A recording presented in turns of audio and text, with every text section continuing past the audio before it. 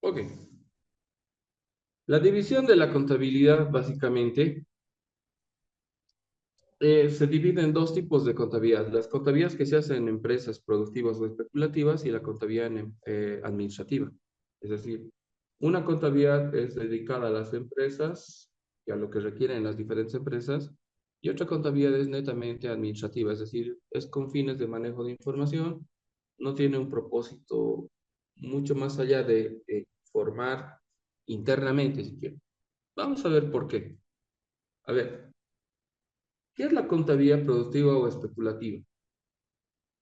Básicamente es esa contabilidad que se aplica en empresas que buscan un rendimiento sobre su inversión, los resultados económicos obtenidos en la gestión como empresas del sector privado. Básicamente es la contabilidad que haces en empresas del sector privado, donde hay inversión de dinero y ellos buscan un beneficio económico o resultados económicos. Entonces refiere a eso. Cualquier contabilidad que se haga en una empresa privada, donde hay invertir dinero y lo que busca es generar ganancias, pues lo que va a aplicar es contabilidad productiva o especulativa. Ahora, ¿cuáles son esas empresas que nos generan ese tipo de información? Pues la empresa comercial, para empezar.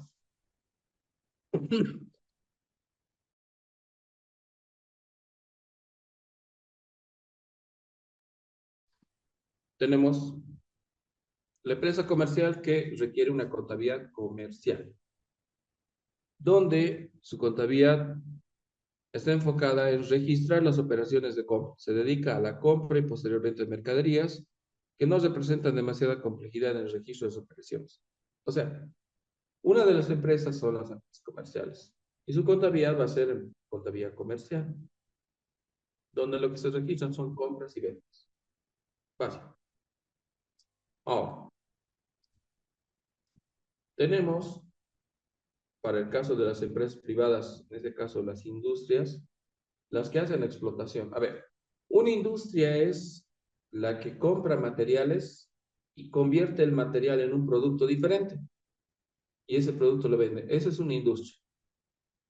Pero depende del tipo del giro de negocio. Hay, por ejemplo, las que explotan recursos renovables y las no renovables también. A ver, pongamos. Ejemplo, una empresa que se dedica a los cultivos, una empresa agroindustrial, planta, es decir, siembra, hace la plantación, cosecha y luego puede volver a sembrar y puede volver a cosechar. Es decir, puede volver a hacer una siembra y cosechar. Entonces, su producto es renovable. Él obtiene las semillas y con las semillas puede ir renovando su producto. Pero, por lo contrario, hay empresas que también son industrias. El detalle es que sus productos no son renovables. Por ejemplo, la explotación de los minerales. Si se acaba el mineral, ya no hay empresa minera. Empresa petrolera. Mientras haya petróleo, está la empresa petrolera. Si se acaba el petróleo, no es renovable. Es decir, no lo dejas un tiempo y va a volver a haber petróleo. Entonces, hay ese tipo de recursos que son no renovables. Entonces, te dice, la contabilidad de costos se hace en esas empresas que trabajan con productos renovables o productos no renovables y en industrias que fabrican productos. Todos aquellos que compran materias primas y lo vuelven producto terminado. Entonces, en ese tipo de empresas, vean que no es solo compra y venta, sino también hay transformación. Entonces, se aplica una contabilidad de costos. Entonces, se tiene que calcular además los costos, cuánto les cuesta fabricar cada producto o explotar cada producto. Y en empresas especiales, en este caso,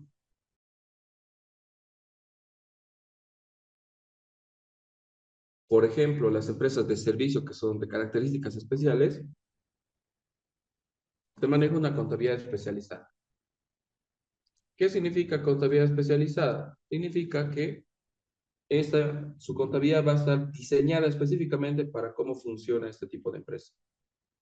Ejemplo, una empresa de transportes no funciona igual que un hospital o que un hotel, ¿no es cierto? O que una línea aérea. Entonces, la contabilidad de este tipo de empresas que prestan servicio es especial por sus características propias. Por eso habla que en ese tipo de empresas que prestan servicios se hace contabilidad especializada, es decir, acorde a su giro.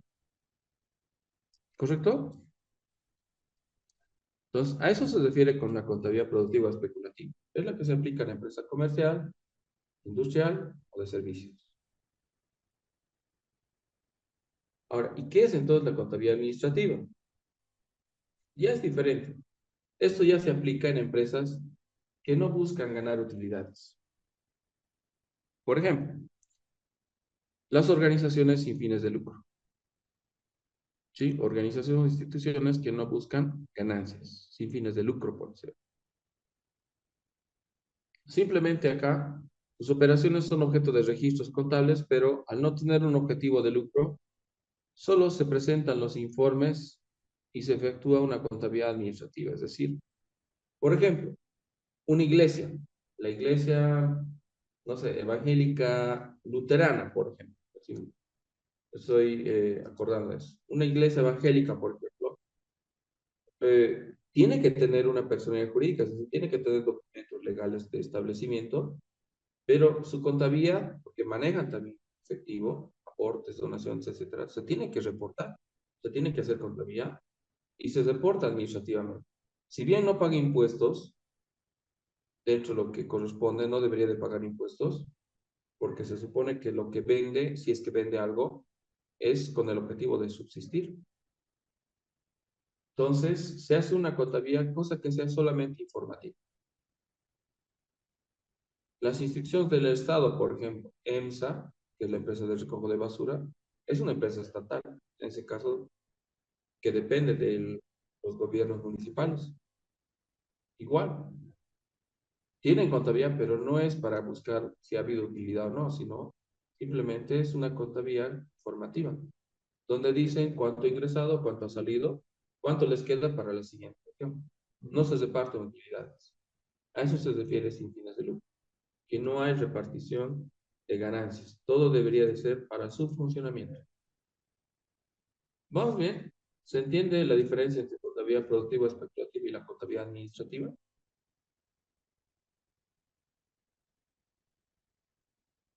¿Estamos bien? ¿Estamos claros? Y no.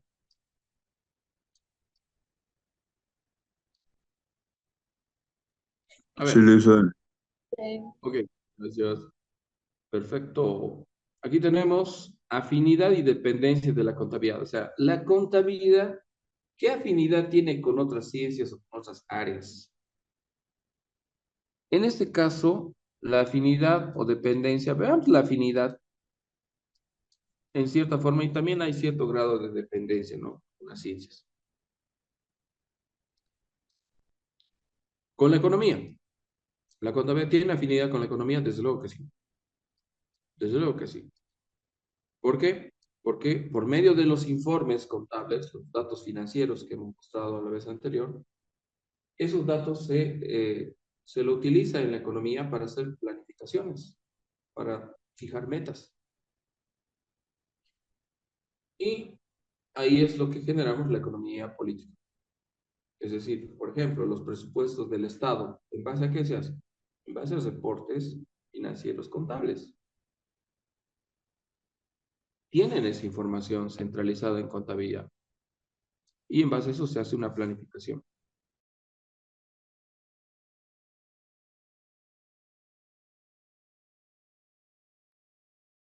Con el derecho.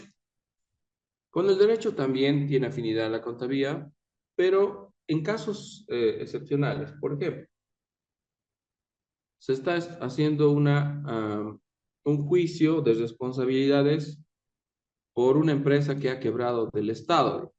Entonces, ahí, ¿quién va a intervenir? Además del abogado, la persona que maneja las normas, reglas del derecho, la contabilidad va a ir a suministrar información económica que se va a poder utilizar para fundamentar, ¿no? En el juicio, para fundamentar la realidad económica. Entonces, ahí interactúan el campo del derecho con la contabilidad. No es en todos los casos, pero sí puede haber esa situación, ¿no? Con la estadística, desde luego, la contabilidad se vale de métodos estadísticos de investigación para alcanzar o establecer hechos futuros. Por ejemplo, para elaborar presupuestos. Pongamos, la contabilidad, al centralizarse la información, tiene datos que va generando. Del año 1 sus ventas, del año 2 sus ventas, del año 3 sus ventas. Entonces, en base a esos datos que se van acumulando por año, se puede hacer una planificación para un siguiente año en base a esa tendencia. Por ejemplo, puede ser que el año 1 hayas vendido 100, el año 2 ha vendido 150, el año 3 ha vendido, por decir, 270, el año 4 ya puedes sumar esto, por la estadística, sumar, promediar y más o menos establecer un presupuesto de cuánto podrías vender el año 4. Y eso es básicamente lo que haría la estadística. Claro que con procedimientos más técnicos. Ahorita te puse un ejemplo súper sencillo. Pero eso es lo que hacen. Entonces, la contabilidad también interactúa con la estadística. Con la matemática y la tecnología, desde luego, eso ni hablar. Es inobjetable. Con la matemática porque trabajamos con números, se trabaja con cálculos, operaciones comerciales. Todo el tiempo se hace cálculos.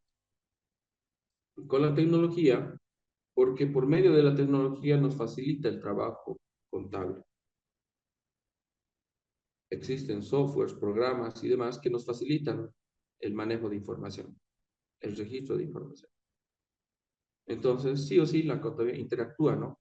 Matemática con la tecnología. Tiene esa afinidad. ¿Correcto? Ahora, en el último contexto, que es el normativo de este tema, en cuanto a la normativa, existe un ente colegiado. A ver, lo voy a simplificar así. Pongamos, si tenemos a nivel de Bolivia como departamento, a ver, pongamos, Cochabamba tiene su propio colegio de auditores o de contadores. La Paz, lo mismo. Santa Cruz, lo mismo. Todos los departamentos tienen.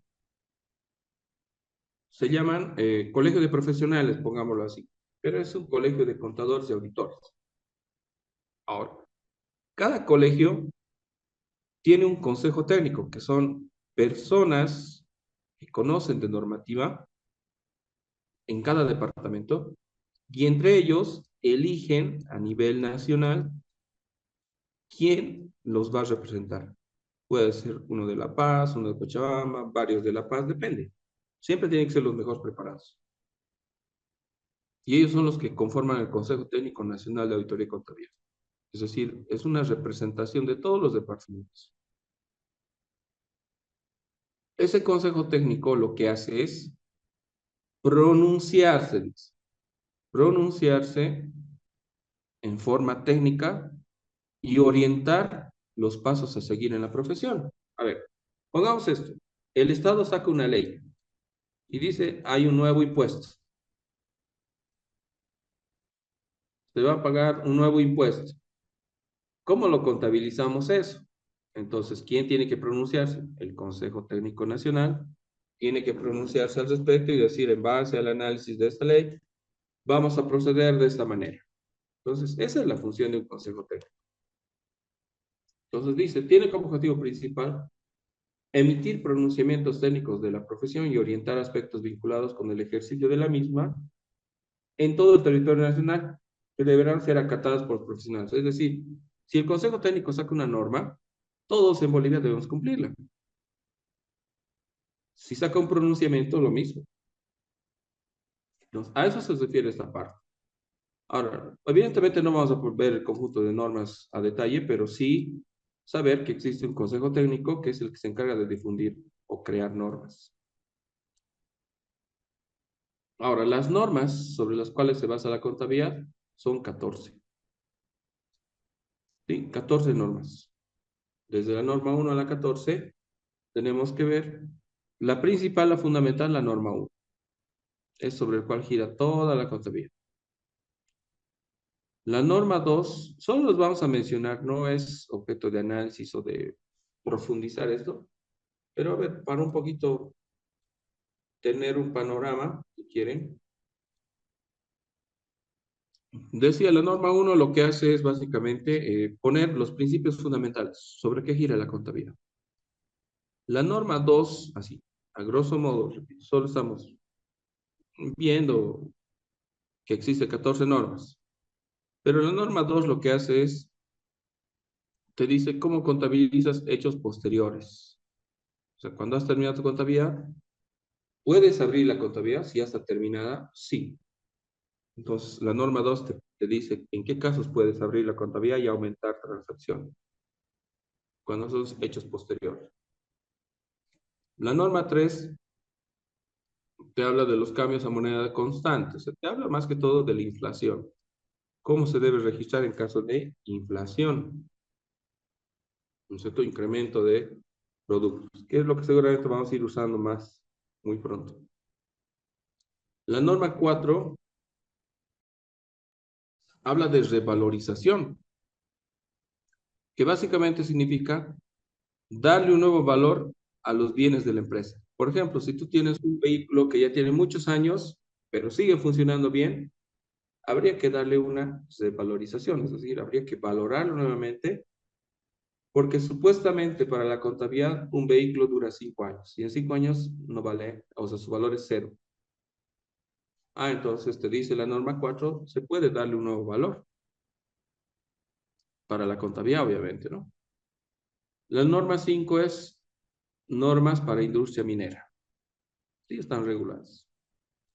La norma 6 para las diferencias de cambio y mantenimiento de valor. Por ejemplo, lo que ocurre ahora. El dólar tiene un tipo de cambio, pero si tú quieres comprar afuera, está ya en 9 bolivianos o más de 9. Esas se llaman diferencias de cambio. Entonces, hay un tratamiento contable. Existe una norma para ese tipo de casos. La 7 te dice cómo valoras las acciones. Si tienes acciones, ¿cómo los valoras? La norma 8, ¿cómo consolidas estados financieros? Por ejemplo, tenemos casa matriz en Cochabamba, pero tenemos una sucursal en La Paz, una sucursal en Santa Cruz.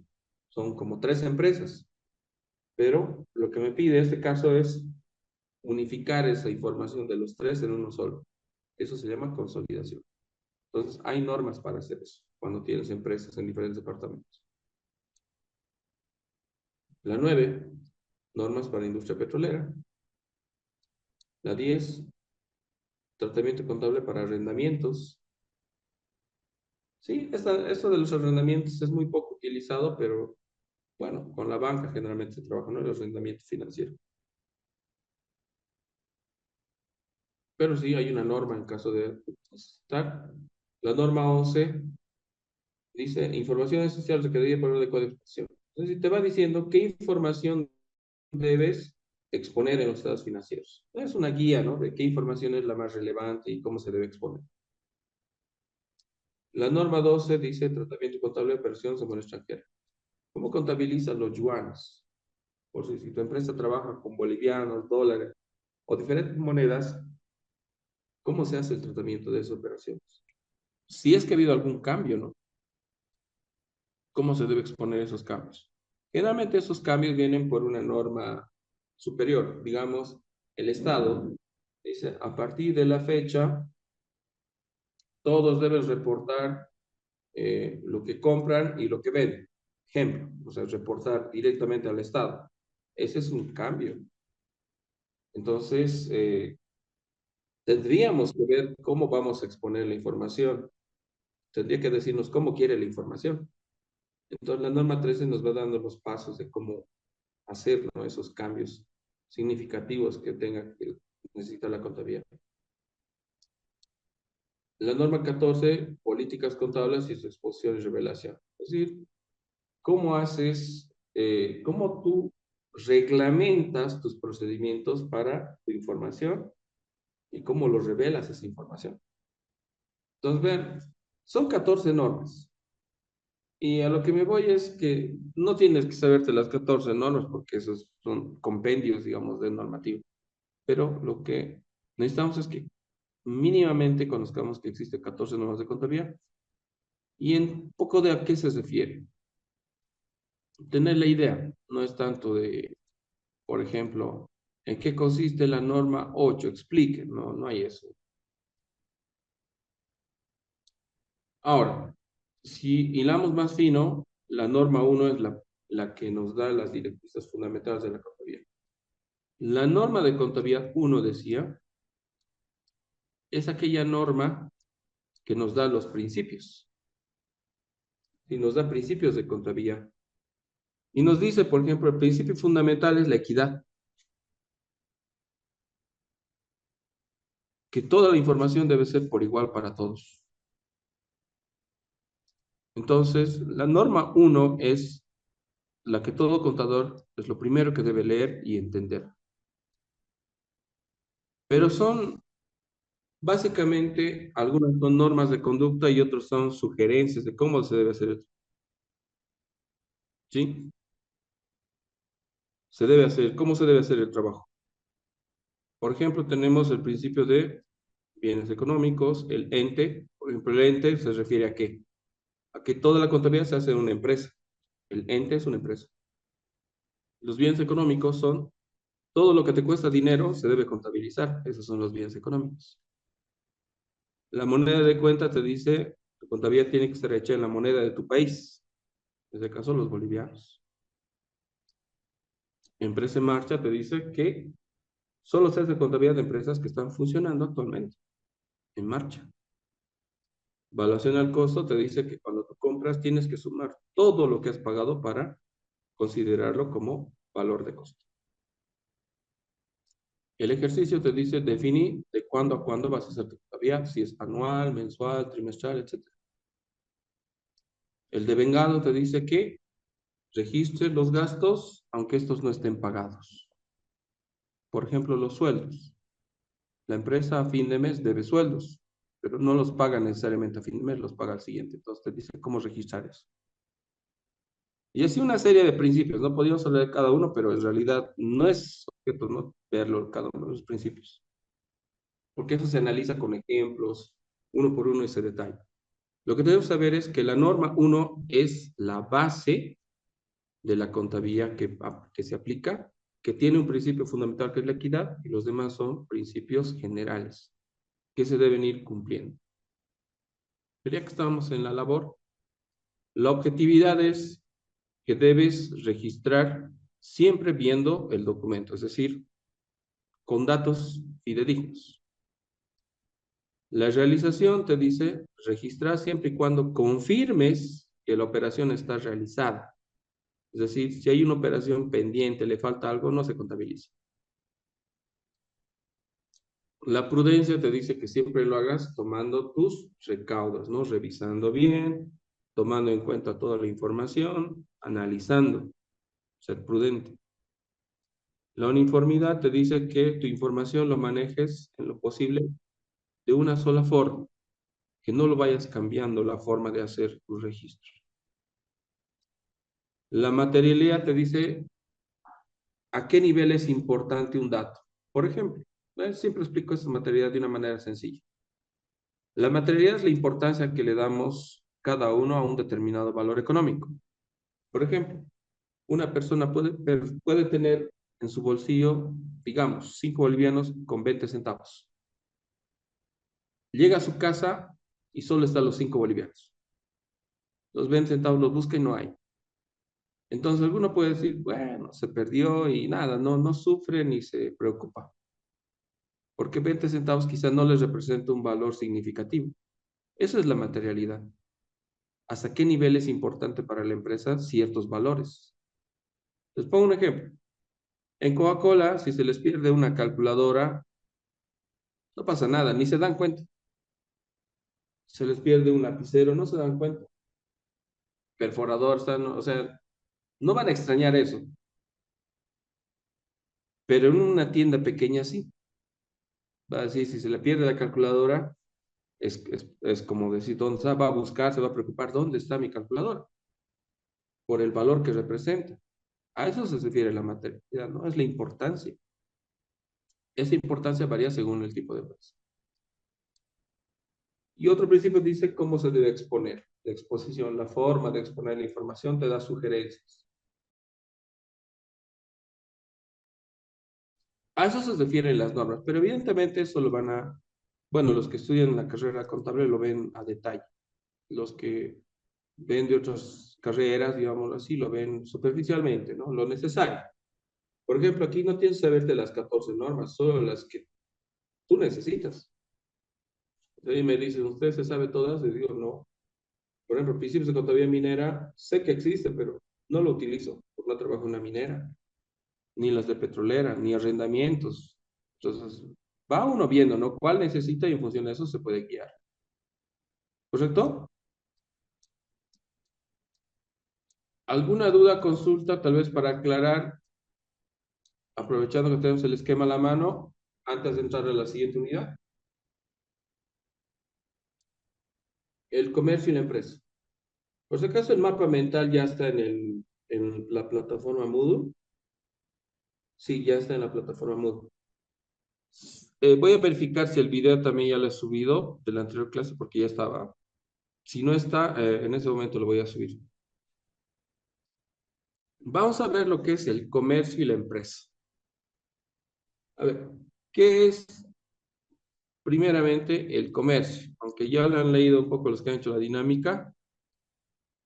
Básicamente el comercio es la actividad económica de compra de mercadería para su posterior venta. O sea, comprar y vender. Realizada de forma habitual, dice acá. ¿Sí? Y sin modificar el producto. O sea, es decir, si tú compras, por decir, sillas, compras a 100 y lo vendes a 150. Entonces, compras para vender con una pequeña ganancia.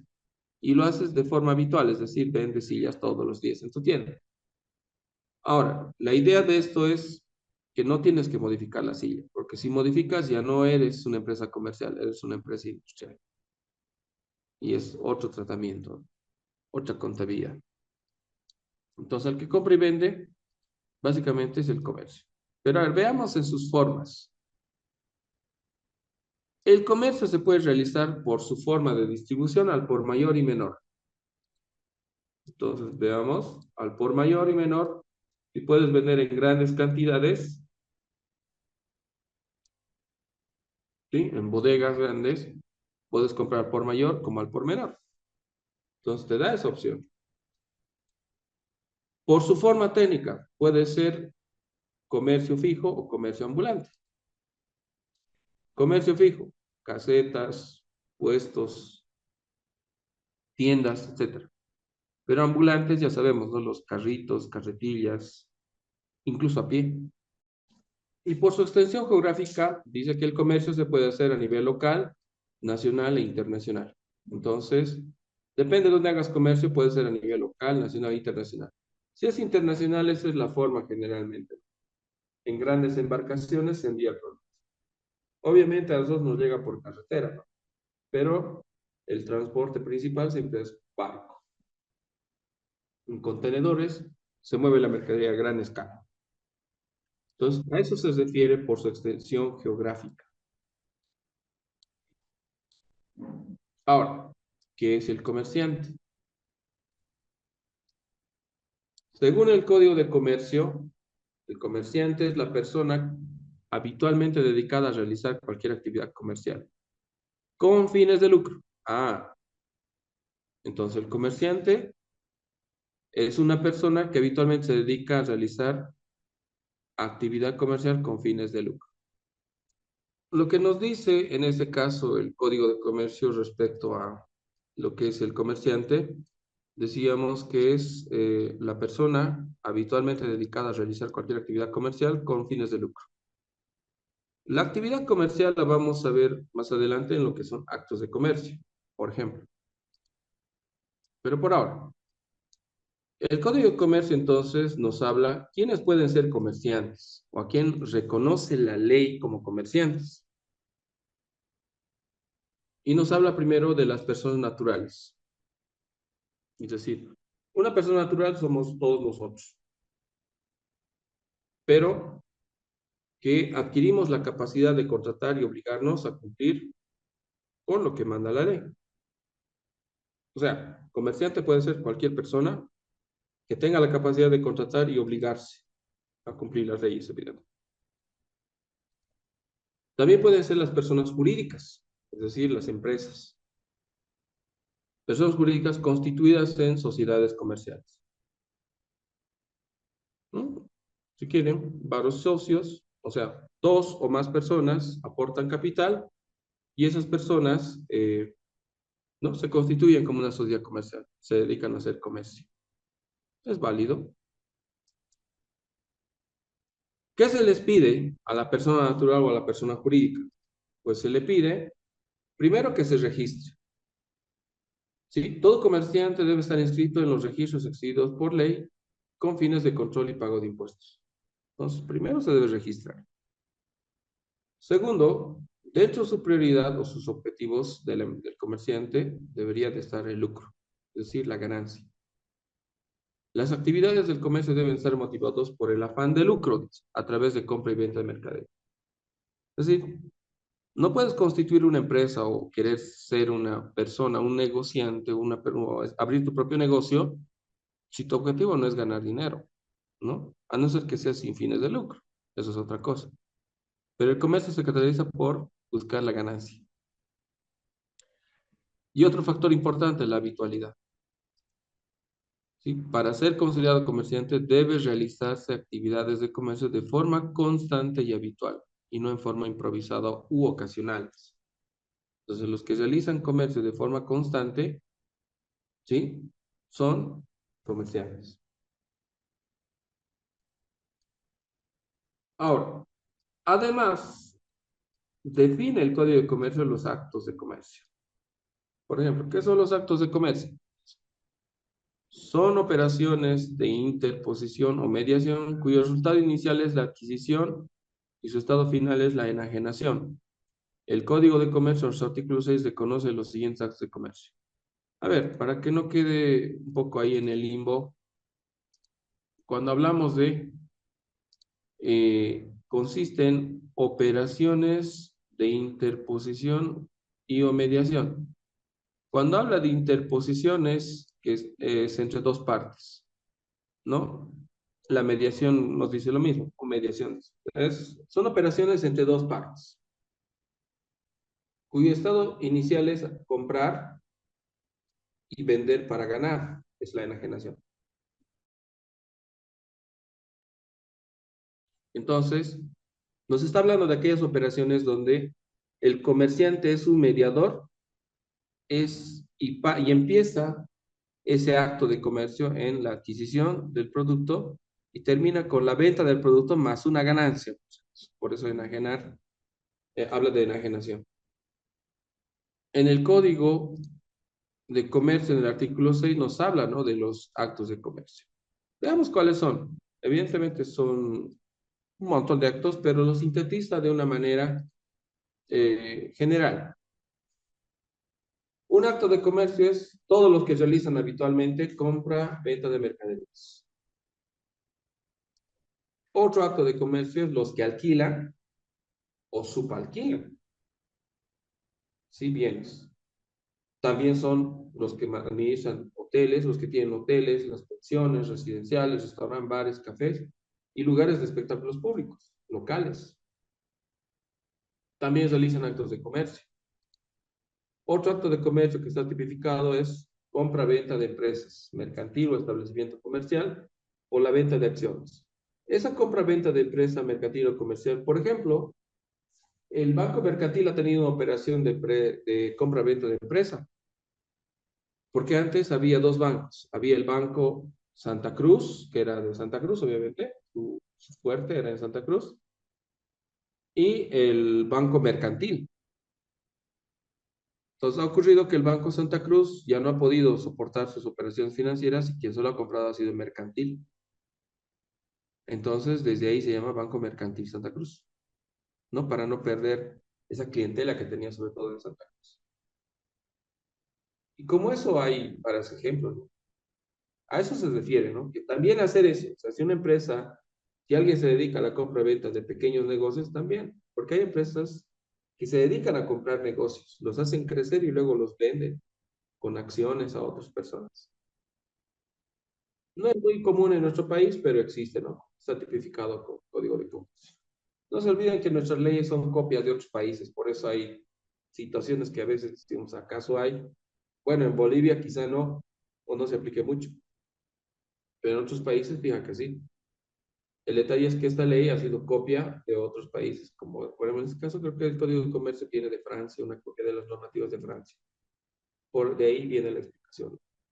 Compra-venta de acciones, lo mismo, hay pocas empresas que venden acciones, pero está tipificado. La industria dedicada a la fabricación de bienes, todos los que compran materiales para convertirlo en productos, son actos de comercio. El servicio, las empresas de servicio, todas las empresas de servicio, el servicio que se imaginen, hasta el delivery debería de estar registrado. Si los guardias de seguridad están registrados, las empresas de seguridad, ¿no? Una empresa que contrata personas para hacer seguridad privada está registrada.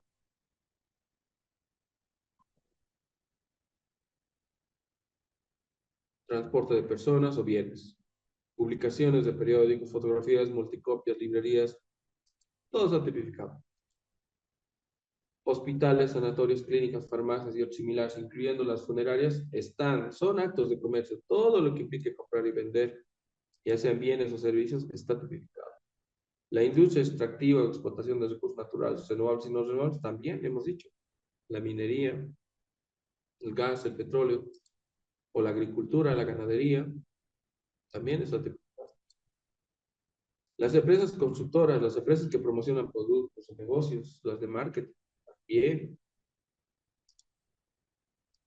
Empresas privadas de educación, enseñanza, institutos, colegios, también está tipificado. ¿Correcto? Entonces, todos los actos, y evidentemente hay muchos actos más que podemos incluir, todo lo que implique habitualidad, intercambio de bienes o servicios, es un acto de comercio. Alguno dirá, pero eso no está dentro de la ley. Por ejemplo, no sé, ahí está, que me acuerdo, el, la venta la venta por internet, por ejemplo, no está aquí. Entonces, está fuera del alcance de la ley. No, si lo haces de forma habitual, igual está dentro del alcance de la ley porque estás comprando productos y vendiendo. La forma como vendes es otra cosa. Si bien no está muy bien controlado hoy en día, eso no significa que no estés eludiendo la normativa, ¿no? Lo que te corresponde, que es pagar los impuestos. Pero aún así existe. Mientras no esté controlado, pues se va a seguir haciendo. Pero son actos de comercio. ¿Sí? Hay un acto de comercio que es muy que se está volviendo muy, digamos, muy lucrativo para algunas personas que trabajan con sistemas, construir softwares o trabajar para empresas del exterior. O sea, están en su casa aquí en Bolivia, en Cochabamba, tranquilos, trabajan desde aquí en computadora y están construyendo software para empresas de otros países y les pagan en dólares.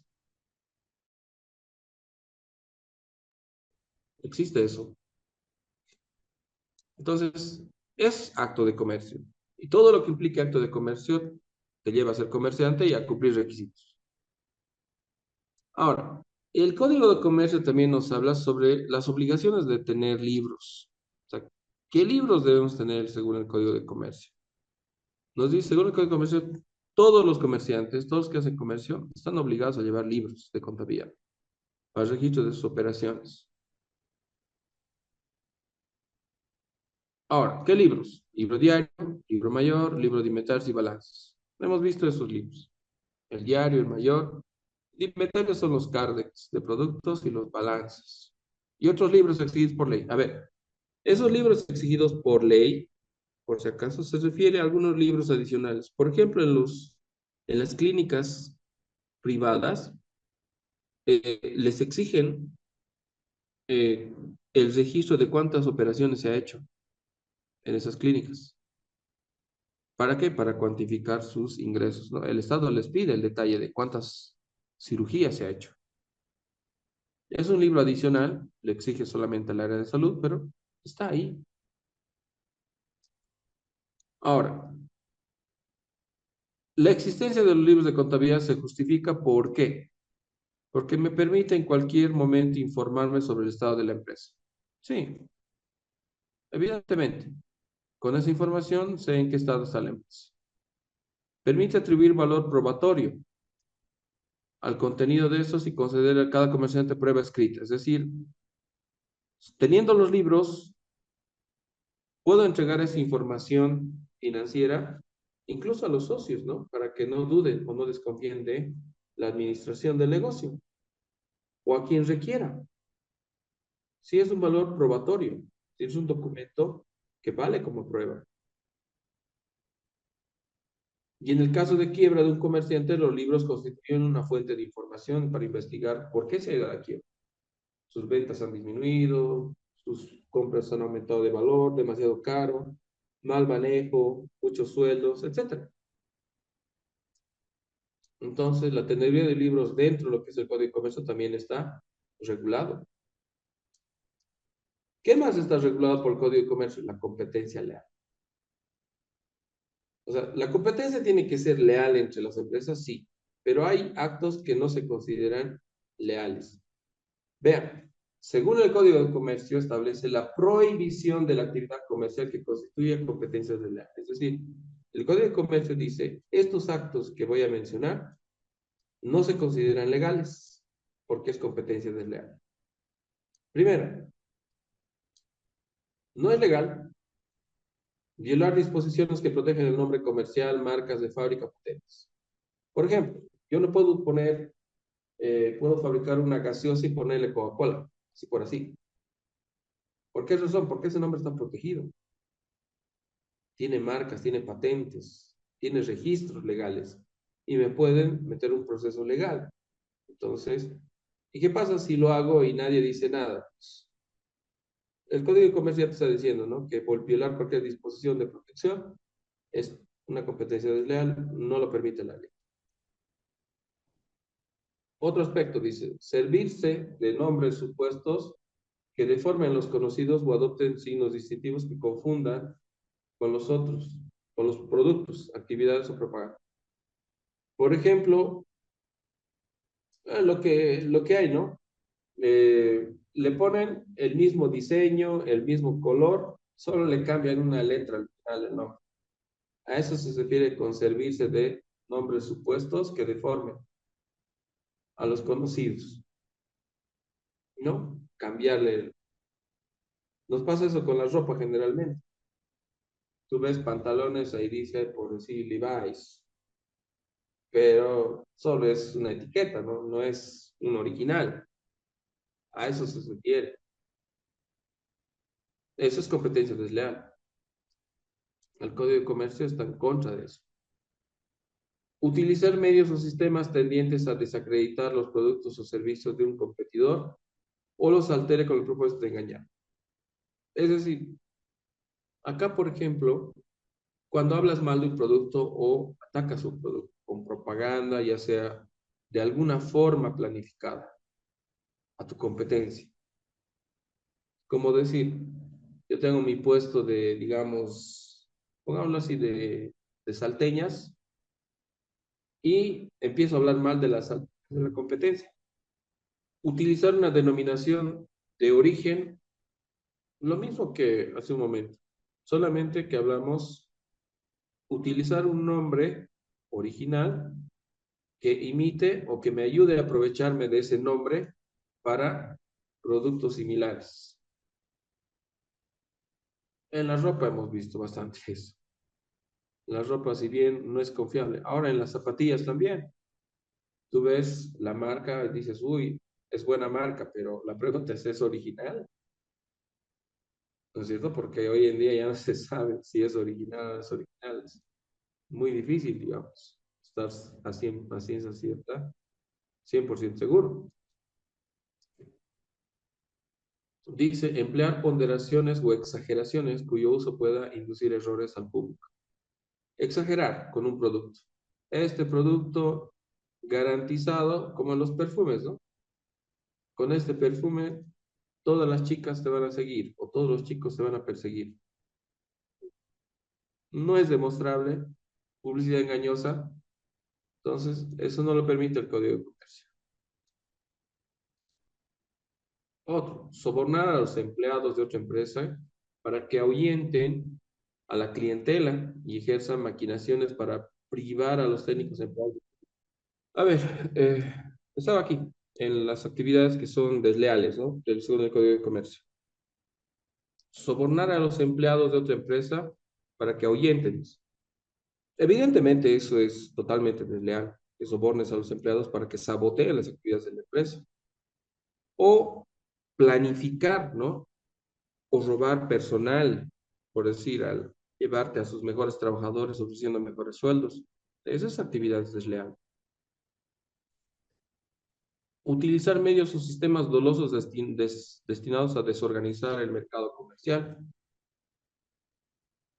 Bueno, se hace, pero es una situación que es muy difícil de controlarlo. Se ocurre generalmente con los productos. Digamos, un producto sale con un precio de, digamos, 10 bolivianos.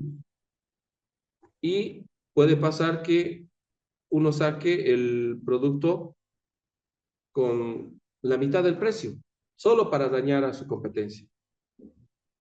Este punto que nos dice efectuar cualquier otro procedimiento en detrimento de los empresarios, de otros empresarios, que sea contrario a la ley o costumbres mercantiles. O sea, cualquier forma de daño que genere a otras empresas ya es competencia desleal. No es lo mismo hacer una estrategia de marketing para impulsar tu producto que hacer una estrategia para dañar el producto de otro. Entonces te habla de eso, ¿no? En el caso de los medios dolosos se refieren a aquellas planificaciones que haces con intención de hacer daño a tu mercado, de hacer daño a tu competencia.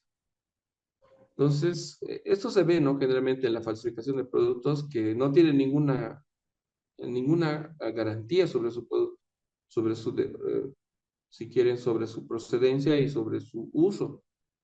Les pongo un ejemplo. En el caso de los medicamentos, que he estado 7 años en la industria farmacéutica, había empresas que vendían, por decir, un producto que normalmente vale un peso una cápsula, había empresas que vendían a 20 centavos el producto. Pero cuando analizabas el producto que vendían los otros, era prácticamente almidón, o sea, muy parecido a la harina, el almidón que sale de la papa. Si bien no te hace daño, pero tampoco te cura. Pero la gente compraba. Decía es más barato y ya. O sea, no tiene certeza. Tampoco digo que por ser más caro tiene certeza. No, es que es totalmente dudoso. Tiene esas situaciones. Entonces, el tema de la competencia leal, eh, eso es lo correcto, pero el Código de Comercio también habla de la competencia desleal. ¿Sí? Ahora, obligaciones del comerciante. Veamos. ¿Qué obligaciones deben cumplir los comerciantes? Primero, tener una escritura de constitución si es que eres una sociedad. Escritura de constitución.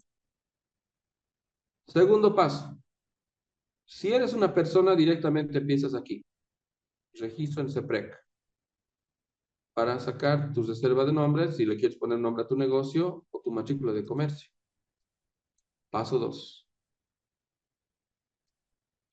Paso 3, tienes que ir impuestos. Impuestos, según tus actividades, te va a asignar qué impuestos te corresponden. Por lo general son 3, el IVA, el IT y el IUE, impuesto a las utilidades. Y estos son los porcentajes, ¿no? Sacas tu NIT y te van a asignar tus impuestos. Siguiente paso, a la gestora. O sea, si tienes empleados o vas a tener empleados, aunque no los tengas, tienes que ir a la gestora a registrar.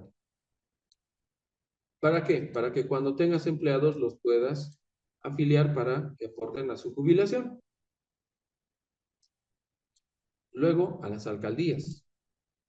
En este caso, gobiernos autónomos, para la licencia de funcionamiento y también para permisos de propaganda, publicidad y propaganda.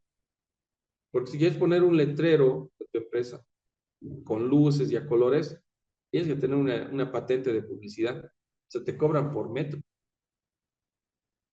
Y si utilizas publicidad, digamos, si te has hecho un letrerito y lo pones sin licencia, la alcaldía puede venir y desinstalar y llevárselo, decomisar tu propaganda. Entonces, tiene derechos. Entonces, en la alcaldía es el siguiente paso. Luego, aunque tengas o no tengas empleados, tienes que estar afiliado a un seguro de salud, ya sea la Caja Nacional, Petrolera, la Caja Bancaria, el seguro universitario. Hablando del seguro universitario, ustedes, por ejemplo, cuando ingresen a la universidad, tienen que habilitar su seguro, es decir, que les registren para estar asegurados y que puedan gozar de ciertos beneficios. No serán muchos, pero tienen buenos beneficios. Por ejemplo, tengo varias alumnas, incluso alumnos que tienen que han tenido sus hijos, el seguro les ha cubierto el embarazo de su esposa o en el caso del estudiante si está embarazada. Les hacen las atenciones, algunos accidentes, hay que ver la cobertura. Pero el seguro universitario, la caja de caminos también está habilitada, COSMIL y la caja Cortes. Entonces, la empresa tiene que afiliarse a un seguro. Luego tiene que ir al Ministerio de Trabajo. ¿Para qué? Para sacar su registro de empleador, el ROE que llaman. Tiene que informar mensualmente si ha tenido accidentes o no y reportar su planilla de sueldos, aunque sea solo de un trabajador o del dueño. Luego tenemos registro en la Cámara. El registro en la Cámara sectorial se refiere a registros que se hacen por sectores. Por ejemplo, el comercio tiene una cámara, la Cámara Nacional de Comercio. La industria también tiene su cámara. Es básicamente una agrupación de empresas comerciales. Sirve para protegerse, para reclamar, etcétera, pero después no es obligatorio, pero es opcional la cámara. Entonces, esos son los registros que tiene que seguir la empresa, paso a paso. Ahora, como tal, la empresa, conceptualmente, la empresa es una unidad económica, social, planificada, integrada por conjunto de recursos humanos, materiales y técnicos, que interactúa con lo económico, político y tecnológico, social. A ver, cuando nos dice que es una unidad económica es porque hay capitales que se aportan. Social, porque es para el público, va a estar constantemente con el público, con los clientes, con los proveedores. Planificada e integrada en su conjunto, dice. Planificada porque obviamente has tenido que pensarlo muy bien para abrir la empresa. Y utilizando los recursos humanos, contratando personas, comprando materiales y todo lo que se necesita para entrar en lo que es el comercio.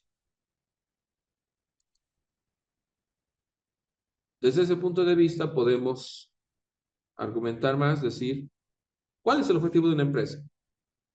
Es intermediar en el mercado de bienes y servicios.